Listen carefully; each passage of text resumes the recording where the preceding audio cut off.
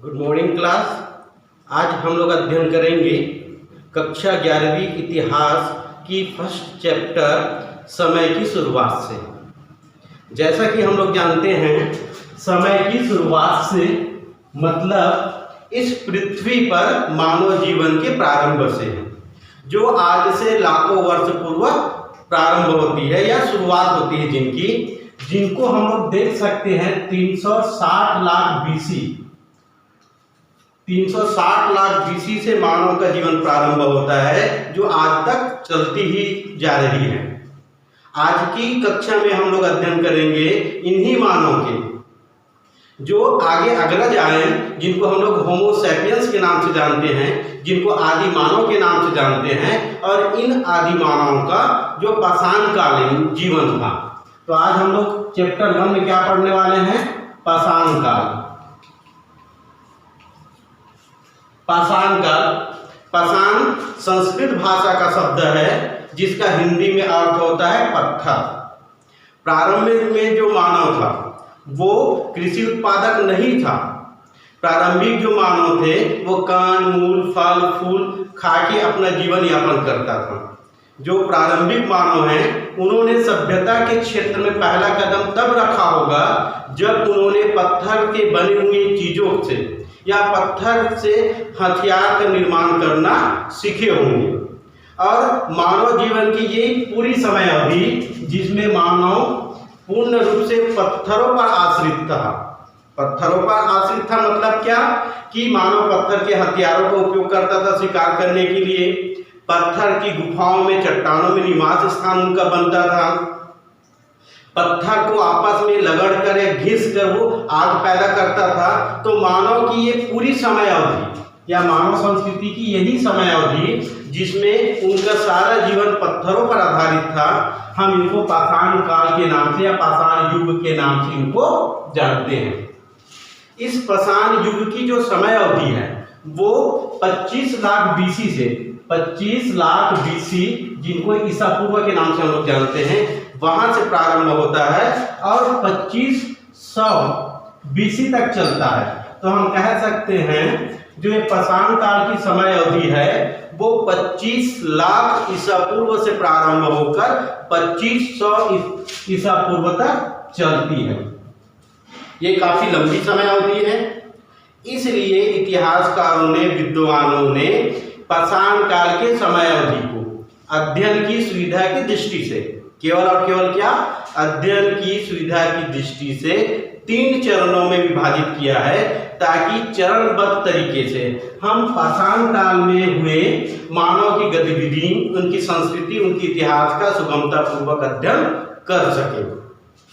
और साथ ही साथ जो पाषाण काल को अलग अलग चरणों में या 3 चरणों में जो बांटा गया है, इसके पीछे दूसरा रीजन ये भी है कि जो मानव थे, पाषाणकालीन मानव थे, उनके दैनिक जीवन में, उनके सामाजिक जीवन में कुछ न कुछ या अलग अलग भिन्नताएं, अंतर स्पष्ट इन चरणों में देखने को मिलता है। तो इन्हीं को आधार मानकर विद्वानों ने पाषाण काल को 3 भागों में डिवाइड किया है, जिनको हम लोग पाषाण काल के 3 चरण के नाम से जानते हैं। पहला है पूरा पाषाण काल, पूरा पाषाण काल। दूसरा है मध्य पाषाण काल, और तीसरा है नव पाषाण काल। इन 3 चरणों में या पाषाण काल को 3 भागों में अध्ययन की सुविधा की दृष्टि से बांट के अध्ययन किया जाता है।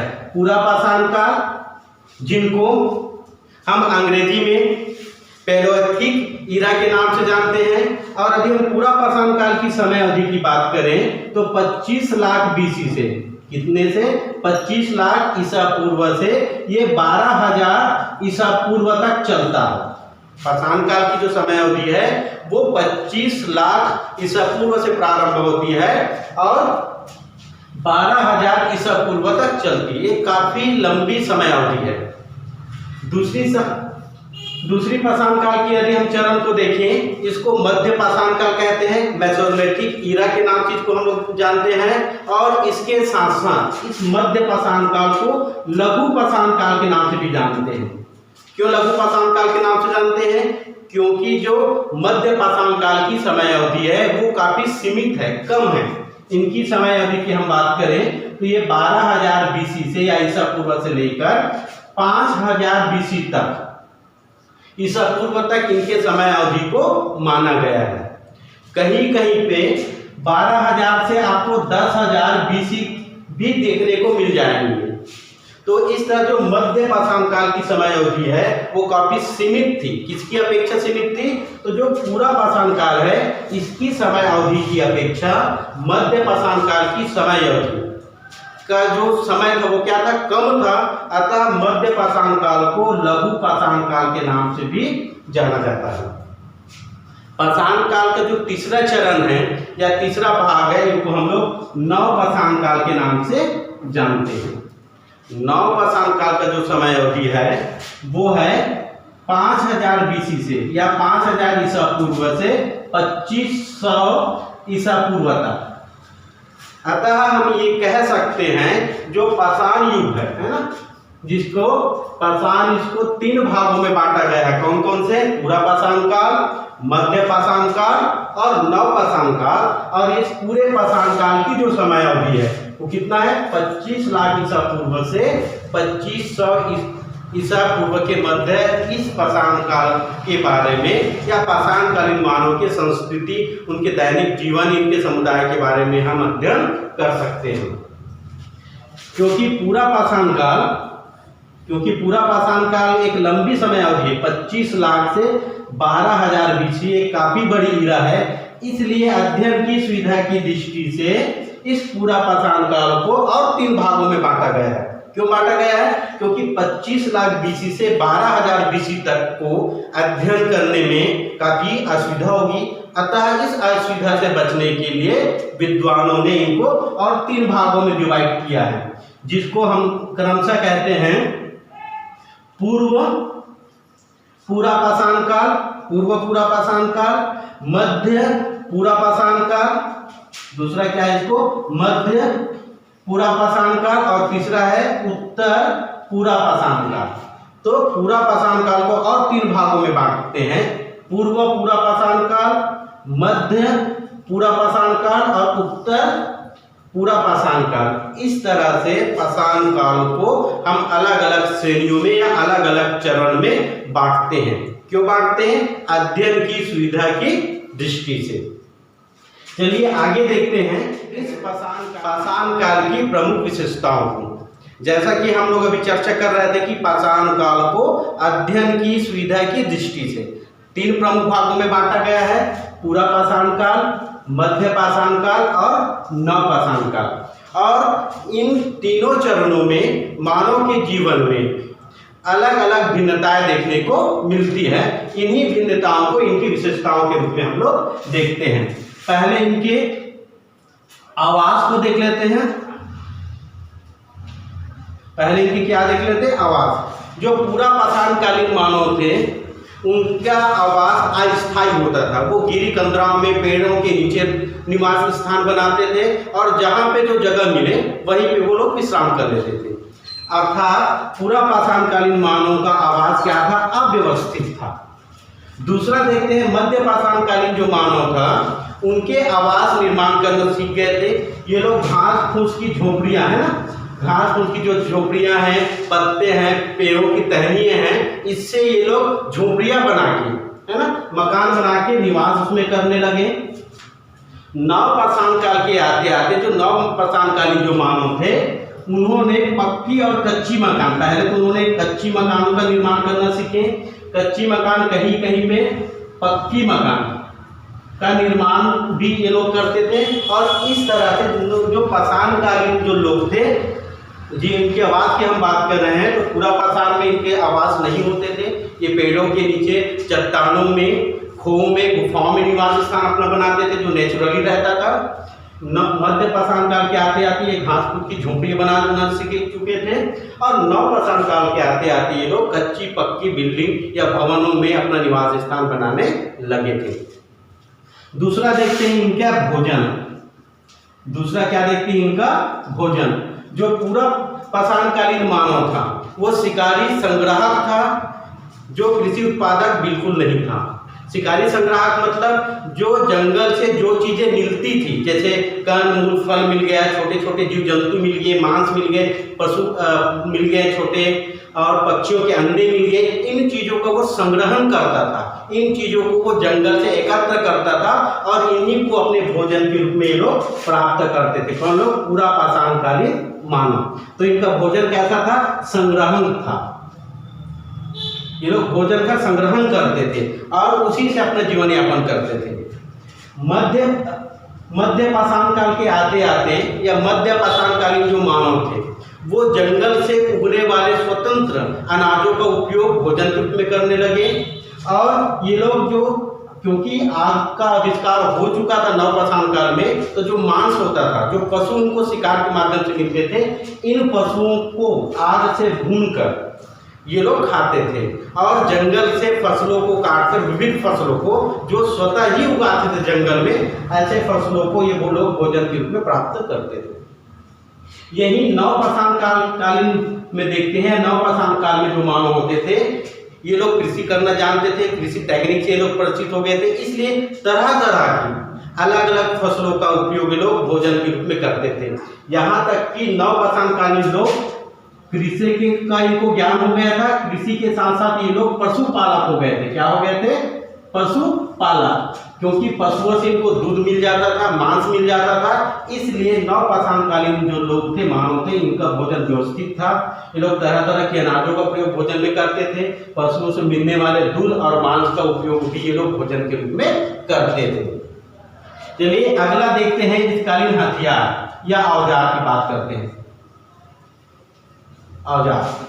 पूरा पाषाणकालीन मानव जो पत्थरों का उपयोग औजारों के रूप में करते थे वो काफी बेढंगे, बेडौल होते थे। पत्थरों को तोड़ देते थे, जैसा उनकी शेप बनता है या जैसी आकृति बनती है उन्हीं आकृतियों के आधार पर वो लोग अपना औजार का निर्माण कर लेते थे। मध्य पाषाण काल के आते आते जो मानव थे इनके औजारों में काफी परिष्कृत देखने को मिलता था।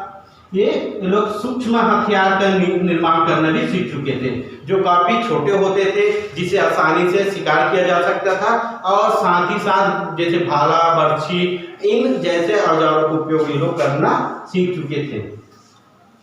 नव पाषाण काल के आते आते जो मानव थे इनके औजार निर्माण करने की टेक्निक में काफी विस्तृत हो गया, विकास हो गया, और ये लोग पालिशदार छोटे छोटे हथियारों का निर्माण करने में निपुण हो गए थे। और इन हथियारों पे हत्थे भी लगाए जाते थे लकड़ी से, जिनको सुगमता पूर्वक उपयोग किया जा सकता था।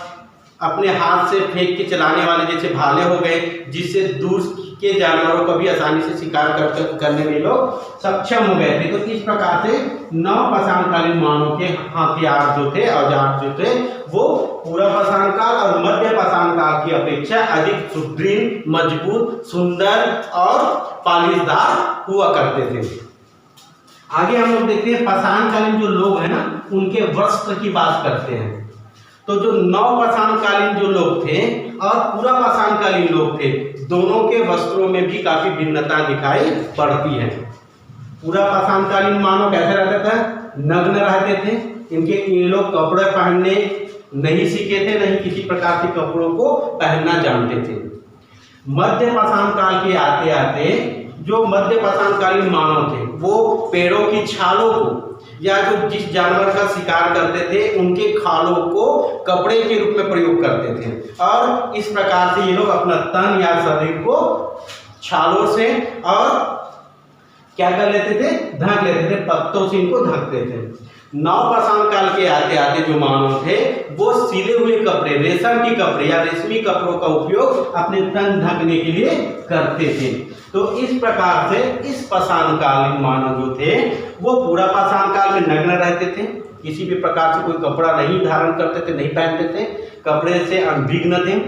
मध्य पाषाण काल के आते आते ये लोग छाल का उपयोग करते थे। इसका जो छाल है ना, पेड़ों के जो छाल है या जानवरों के जो खाल है, छाल और खाल, इसका उपयोग कपड़े के रूप में शरीर ढकने के लिए करते थे। और नव पाषाण काल के आते आते ये लोग सिले हुए कपड़े, सुई का भी प्रमाण मिला है, तो ये लोग सिले हुए रेशमी कपड़ों का उपयोग पहनने के लिए करते थे। तो इस तरह से जो पाषाण कालीन है, पूरा पाषाण काल, मध्य पाषाण काल और नव पाषाण काल, इन कालीन मानव के जीवन में भोजन, वस्त्र, आवास में भिन्नताएं देखने को मिलती है। इसके साथ साथ जो इस कालीन मानव थे, इस कालीन मानव के यदि हम आविष्कार की बात करें तो पूरा पाषाण कालीन मानव के द्वारा आग का आविष्कार किया गया था। इसका आविष्कार किया गया था, आग का आविष्कार किया गया था। लेकिन आग पर नियंत्रण पूरा पाषाण कालीन मानव का नहीं था। ये लोग पत्थरों को आपस में टकराकर आग उत्पन्न कर सकते थे, किंतु इन आगों पर नियंत्रण नहीं प्राप्त किए थे। जबकि मध्य पाषाण काल के आते आते लोगों ने इस आग पर पूर्ण रूप से अपना नियंत्रण प्राप्त कर चुके थे। और नव पाषाण काल के यदि हम आविष्कार की बात करें तो वो है पहिए। पहिए, ये प्रश्न पूछे भी जाते हैं कि पहिए के आविष्कार ने मानव के जीवन में क्रांति ला दी। तो नव पाषाण कालीन जो मानव थे वो पहिए का आविष्कार सुगमतापूर्वक कर चुके थे। और संभवतः ऐसा अनुमान लगाया जाता है कि इन्होंने या नव पाषाण कालीन मानव ने चौक के लिए, चौक किसको बोलते हैं, जो कुम्हार होता है ना, जिसपे वो मिट्टी के बर्तन बनाते हैं और चक्र को चलाते हैं, उनको क्या बोलते हैं, कुम्हार का चाक। इसी कुम्हार के चाक से पहिए का आविष्कार हुआ। और इस चाक, इस पहिए का सर्वप्रथम उपयोग किसके लिए किया गया होगा, तो मिट्टी के जो बर्तन बनाने के लिए नव पाषाण काल में पहिए का उपयोग या आविष्कार किया गया था। इसके बाद इस पहिए का उपयोग यातायात में होने लगा, बैलगाड़ियों में होने लगा, सामान को एक स्थान से दूसरे स्थान पर ले जाने के लिए किया जाने लगा, जिसके कारण से नव पाषाण कालीन मानव के जीवन में क्रांति आ गई। अब कोई भी चीजें एक स्थान से दूसरे स्थान तक आसानी से कैरी किया जा सकता था। तो आशा करते हैं कि आज की जो पाषाण कालीन परिस्थिति है, पाषाण काल के बारे में जो पढ़े हैं, आप लोगों को अच्छे से समझ में आई होगी। थोड़ा सा शॉर्ट में इनको रिवाइज करा देते हैं। जैसे कि पाषाण काल मानव सभ्यता या संस्कृति की वह समय अवधि जिसमें मानव पूर्ण रूप से पत्थरों पर आश्रित था, हम इसको पाषाण काल के नाम से जानते हैं। अध्ययन की सुविधा की दृष्टि से पाषाण काल को 3 भागों में बांटा जाता है या इनके 3 चरण माने जाते हैं। पूरा पाषाण काल, मध्य पाषाण काल और नव पाषाण काल। पूरा पाषाण काल की समय अवधि काफी लंबी है, 25 लाख ईसा पूर्व से 12,000 की है, इसलिए इसको और 3 भागों में हम लोग डिवाइड करते हैं। पूर्व पूरा पाषाण काल, मध्य पूरा पाषाण काल और उत्तर पूरा पाषाण काल, ताकि इसकी अध्ययन सुगमतापूर्वक किया जा सके।